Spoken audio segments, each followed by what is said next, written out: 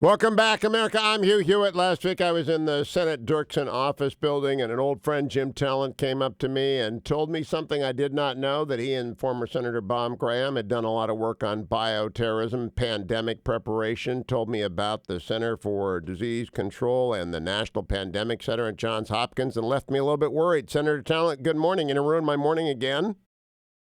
Uh, it's too early to either ruin your morning or brighten your morning.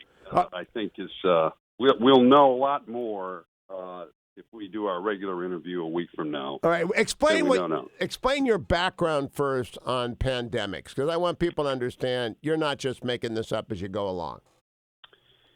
Yeah, well, in 2000, between 2007 and 12, at the request of the then Senate leadership, former Senator Bob Graham and I co-chaired two congressional commissions on the danger of the proliferation of weapons of mass destruction to terrorists. And we focused very quickly on bioterror because the advances in life science have brought the ability to create a bioweapon, a biological agent, within the reach of subnational movements. Okay, and we were very concerned that it might be the weapon of choice. Now then, in doing that, we then turned to the issue of how resilient the country would be in the event of a pandemic, a global pandemic, whether man-made or naturally occurring. And we started a private not-for-profit, and we did a stem-to-stern evaluation of that, which we issued in the fall of 2011.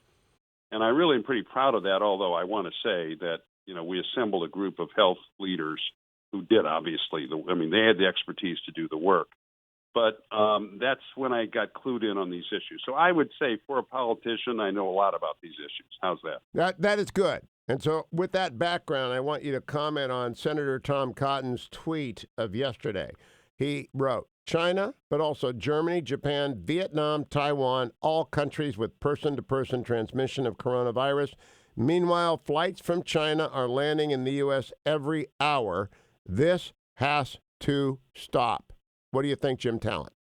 I think there's a very good chance that this doesn't happen like today. It'll be soon. I think Tom is in the ballpark.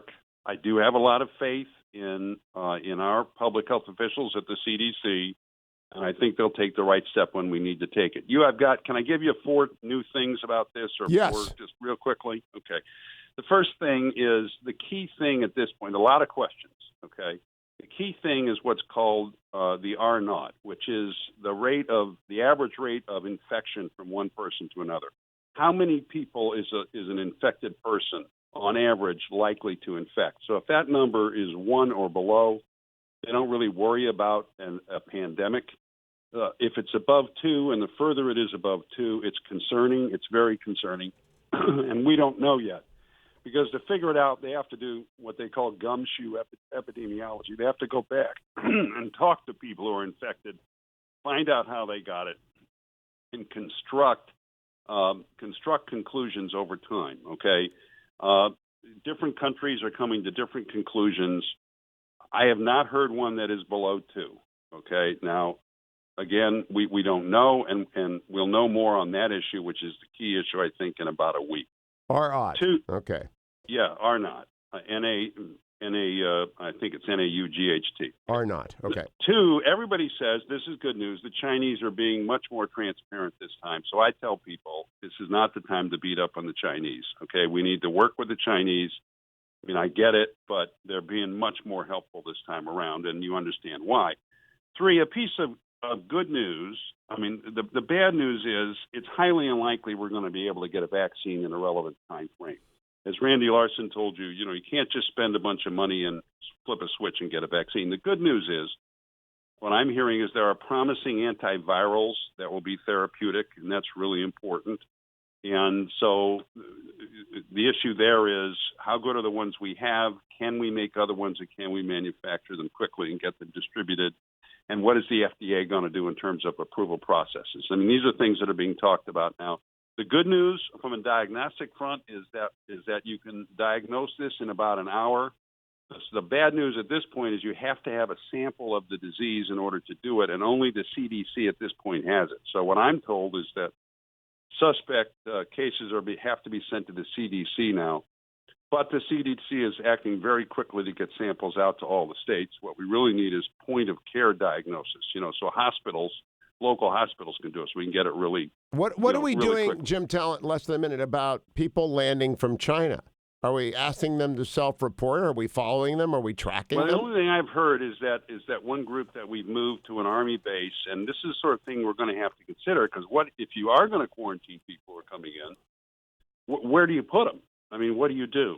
And if the numbers, what Stav was saying is correct, we want to see, the numbers have gone vertical in China.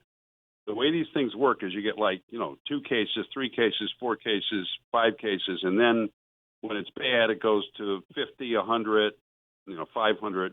What you're seeing in China now.